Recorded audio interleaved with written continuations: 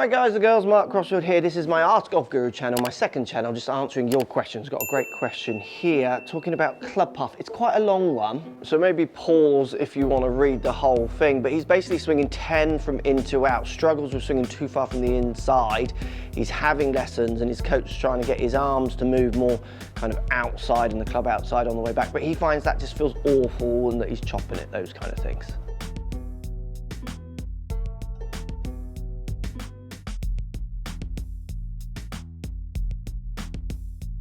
So point one, whatever we suggest today, just go to your coach and say, look, I asked Mark this question, he's answered it, and he might say, yeah, that's good advice, give that a go. Or he might say, no, that doesn't apply to you, don't use that, that's not what we're talking about. So he knows your swing, or she knows your swing more than I do, I've not seen it. These are just some ideas for people who are finding themselves hitting too far from the inside, which for you might be you. So from your description, it sounds like you say that you go like around here, and then you approach from around here and hit too much from the inside.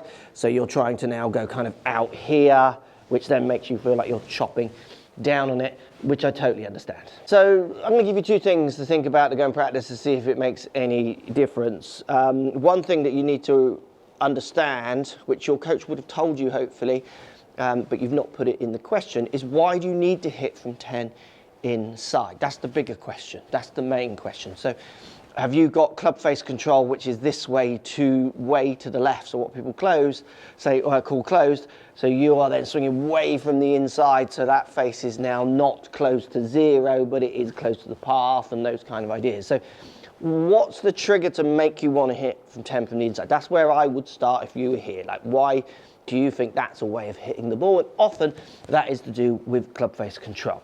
But let's give you some ideas of how to shift that path on its own. And then, like I say, go to your pro and they'll go, look, you know, do what he's saying or don't, or do what he's saying, but you need to do this with the face or it won't work, those kind of ideas. Great success with moving paths for people. So the path of the club as it hits the ball by thinking of exit point.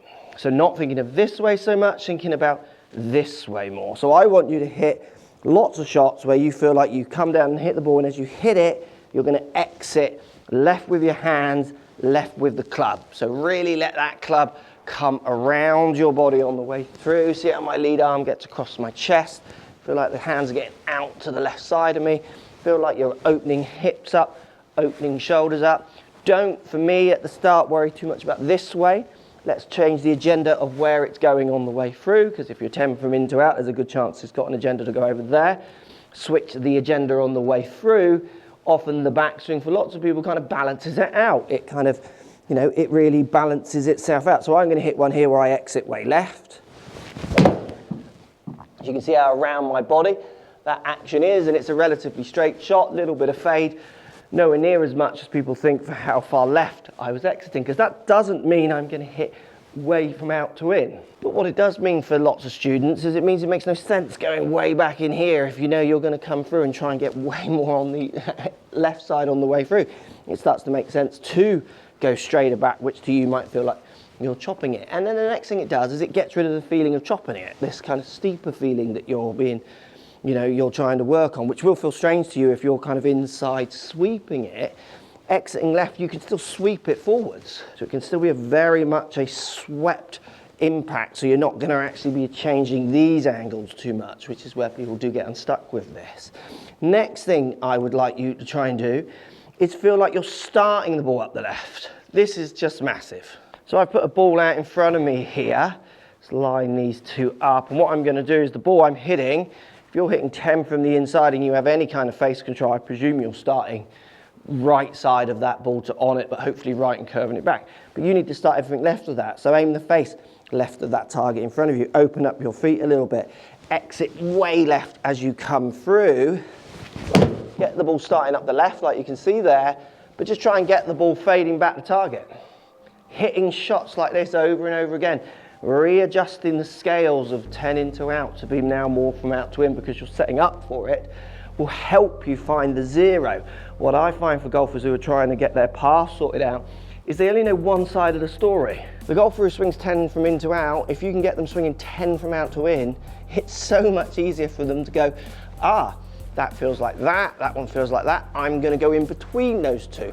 But if you're only hitting 10 into out all the time, you got one side of the story. Getting back to 0 feels like a massive jump, where if you can get it coming from out to in, if you're someone who swings away from in to out, and vice versa, if you're someone slicing this, it works the other way around. Finding that middle ground doesn't feel like such a huge jolt. So 3 points in total. Go and see your coach again and just get clarification. You know, step in and say, hey, whoever, you know, can you just make sure I understand what we're working on? And they won't charge you. They'll be able to, you know, talk to you about that. And if they're good at business, they'll be able to get you booked in for another lesson with the chat, and you feel like you need it. Second point, exiting left. That's brilliant. And then the third point, let's get it starting left with the exit left, and just re-jolt that path. So then the 0 point would be easier to find, and you might start hitting some straighter shots. Good question.